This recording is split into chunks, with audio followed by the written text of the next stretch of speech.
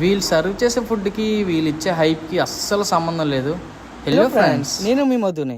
ఈరోజు అయితే మనం అలా బొంబాయి రెస్టారెంట్కి అయితే రావడం జరిగింది. ఇక్కడైతే చూడండి చాలా అంటే చాలా హైప్ చేశారు దీన్ని అయితే, బొంబాయి రెస్టారెంట్ని అప్పట్లో అయితే.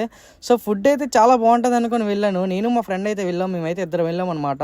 నేనైతే ఇక్కడైతే చాలా సార్లు తిన్నాను, కానీ ఎప్పుడు ఎలా అనిపించలేదు, ఎందుకో తెలియదు. ఫస్ట్ టైం ఎలా అనిపించింది, డైనింగ్ అయితే ఫస్ట్ టైం తీసుకున్నాను అనమాట. వీళ్ళు సర్వింగ్ కూడా నాకైతే అస్సలు నచ్చలేదు. ఈ వెయిటర్స్ అయితే చాలా అంటే చాలా రూడ్గా ఉంటున్నారు మనతో అయితే. ఎవరు కూడా ఫ్రెండ్లీగా అయితే ఉండట్లేదు. వీళ్ళకి టిప్ ఇచ్చి కూడా బొక్క అనిపిస్తుంది నాకైతే. సో ఇక్కడైతే నేను బొంబాయి స్పెషల్ అయితే ఒకటి ఆర్డర్ చేశాను అండ్ ఫ్రైడ్ రైస్ కూడా ఒకటి ఆర్డర్ చేశాను. రెండు టేస్ట్ పరంగా అయితే వరస్ట్ అంటే వరస్ట్.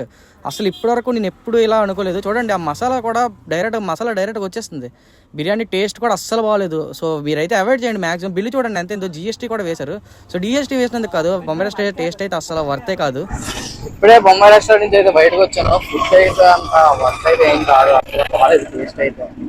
సో బిల్ అయితే దగ్గర 637 ఎంతో అయింది చేంజ్. సో ఇంకా వాళ్ళ సర్వింగ్ కూడా నాకు నచ్చలే. వెయిటర్స్ కూడా ఏదో పెట్టాలి, వీళ్ళకి ఏదో పెట్టాలి అంతే, దాని మించి ఏం లేదు. ఫుడ్ అయితే అంత హైప్ తప్పించి ఏం లేదు బొంబాయి రెస్టారెంట్. సో ఇంకా దానికంటే దాని పక్కన ఉన్న మాన్సా రెస్టారెంట్ బాగుంటుంది.